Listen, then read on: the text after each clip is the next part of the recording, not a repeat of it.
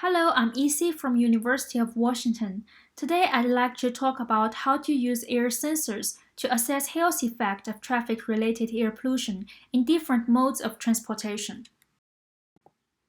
These two photos are the typical traffic scenarios in China. Although we spend very little time in traffic, we are exposed to high level of traffic-related air pollution (TRAP), for example, the black carbon and NO2. So with increasing number of sensors used today, here remains the question, how could we better leverage data from sensors in public health? My research focused on using air sensors to track personal exposures and to assess related health effects to better understand the interaction between human activity and environment. My study area is Chengdu. It's a capital city of Sichuan province in China. Chengdu is a highly polluted region, so you can see from this figure on the left-hand side, the annual average AOD in Chengdu is super high and even higher than observations in other well-known polluted area like northern China. So this phenomena was mainly due to the spatial topography of this city, that Chengdu is located in a basin, and also the high traffic emission in the city. In 2013, there were more than 2.2 million private passenger vehicles in the city, and this number is still increasing along the years. The city has established mature public transport system to combat rising car numbers, and the government provides low price or even free bus services, metro and BRT, to encourage residents to use the public transportation. In a previous study, we used air sensors to monitor TRAP concentration in different microenvironments and establish a mixed effect model for them. Details can be found in the articles here. The implication from this previous study was modern mobility options in Chengdu vary in their potential to impact air pollution exposures. But how is human exposed to TRAP in commuting, considering different physical activity levels in different modes of transportation?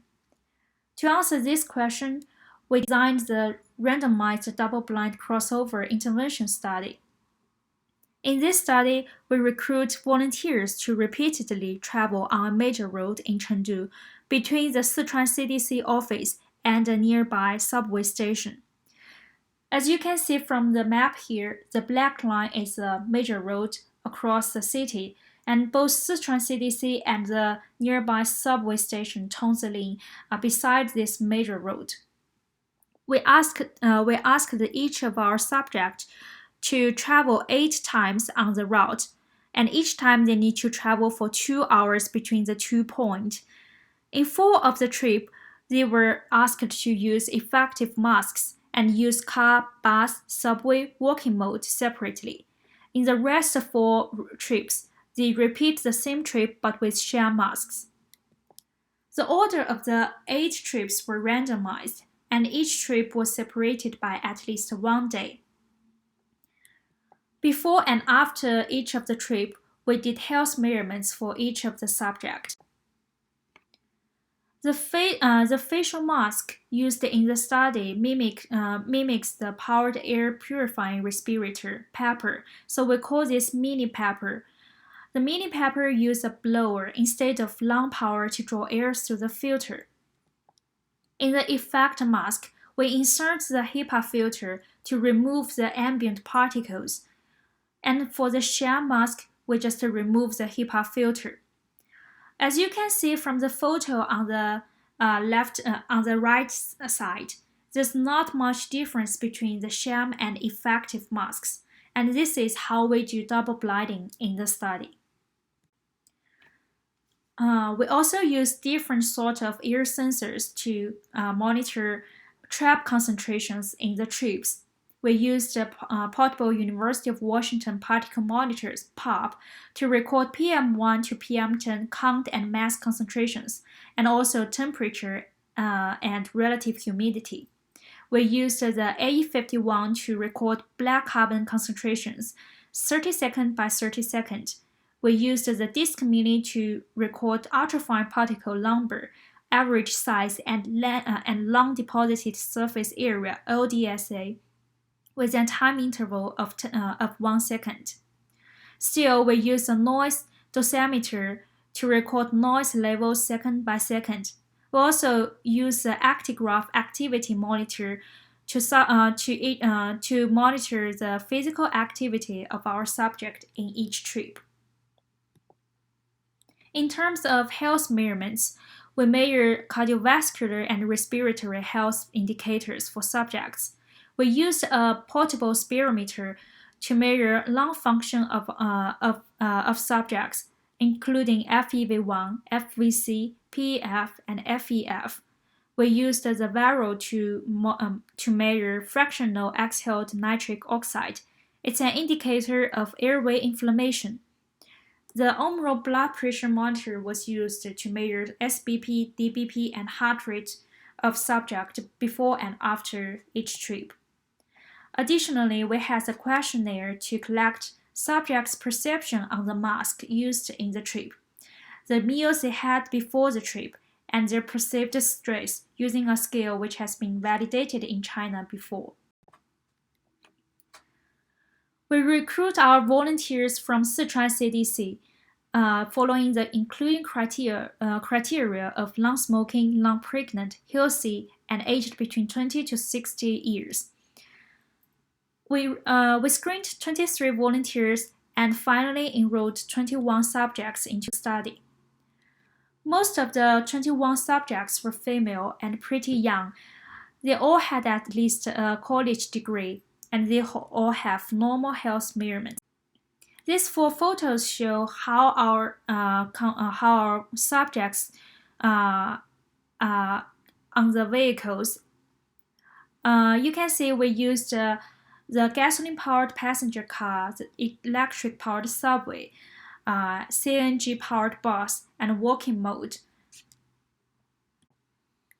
For each of our subjects, we calculate the trap inhalation dose for them from the concentration of the trap recorded by air sensors, their inhalation rate, and their time spent in a trip.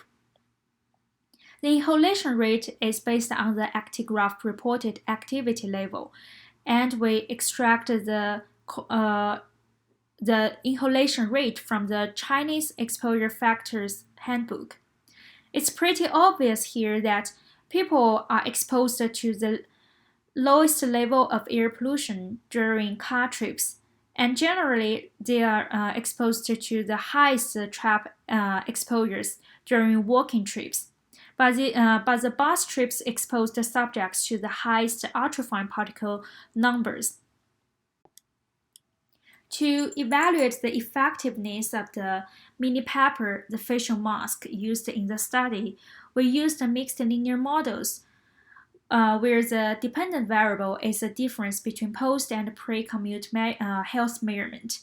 The fixed effect is the intervention adjusted for noise, relative humidity, and temperature. We also add the random effect of each subject into the model. We also have a full model to further adjust the stress, mode, and physical activity levels, MET. This is the results from the full model. There's not much difference between effective mask and sham mask trips for most of the health measurements. But surprisingly, we can see people with effective masks tend to have lower FEV1 FVC ratio than people with sham masks.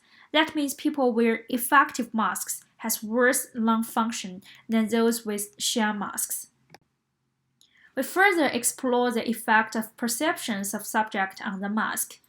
It's the same mixed effect model, but we exchange the fixed effect of intervention to perception. The full model results here show that people who has certain answer to the mask condition has better cardiovascular and lung function compared to subjects who do not know the mask condition.